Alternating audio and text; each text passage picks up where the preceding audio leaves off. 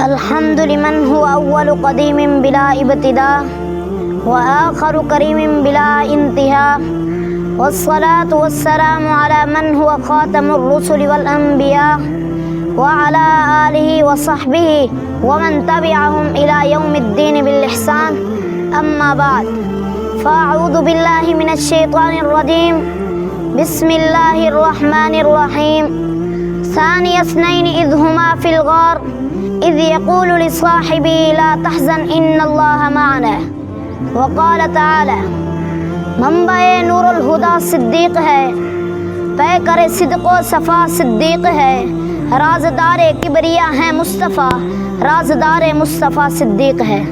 آپ کا نام عبداللہ بن عثمان ہے، کنیت ابو بکر ہے، لقب خلیفہ بلا فصل ہے اور جانشین پیغمبر ہے۔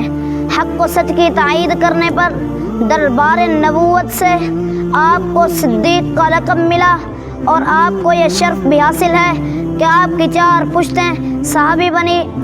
آپ نے ہجرت کے پرخطر موقع پر نہ صرف اپنی جان جوکھوں میں ڈال کر نبی کریم کے ساتھ سفر کیا بلکہ اپنے پورے خاندان کو خدمت پر معمور کر کے بھرپور جرت کا مظاہرہ کیا۔ میرے دوستو، وفات نبوی کے بعد ریاست مدینہ پر ایک مشکل وقت آیا۔ ایک طرف جھوٹے مدعیان نبوت اور دوسری طرف فتنہ ارتداد اور منکرین زکوٰۃ نے وہ ادھم مچایا کہ الامان والحفیظ حالات کی نزاکت کو دیکھتے ہوئے سیدنا عمر جیسے جری جوان بھی نرمی کا پہلو اپنانے کو فرمایا تو سیدنا صدیق اکبر نے غصے کی حالت میں فرمایا، میرے ہوتے ہوئے دین میں کمی ہو یہ ہو ہی نہیں سکتا۔ اے عمر، تجھے کیا ہو گیا؟ انت فی الجاہلیہ ولین فی الاسلام، آپ اسلام قبول کرنے سے پہلے تو بہت سخت تھے، اب نرمی کیسی؟ میرے دوستو، کسی کی شخصیت کو جاننے کے لیے اس کی صفات و نظریات اور اخلاقیات کا جاننا ضروری ہے۔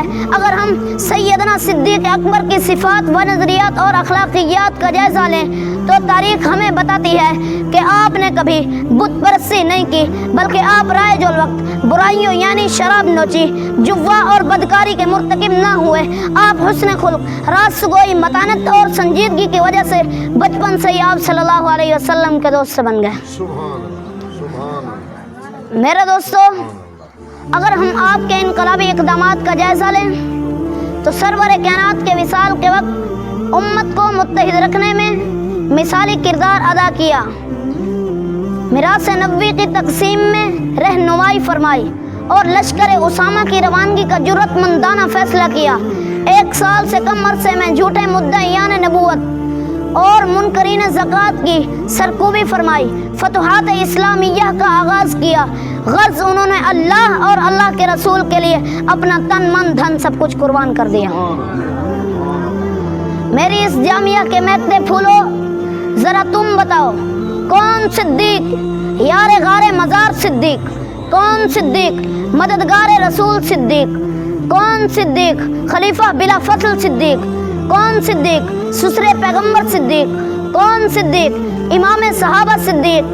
کون صدیق جس نے 1,40,000 دینار یعنی 174 کلو سونا تقریباً اللہ اور اللہ کے رسول کے لیے خرچ کر دیا؟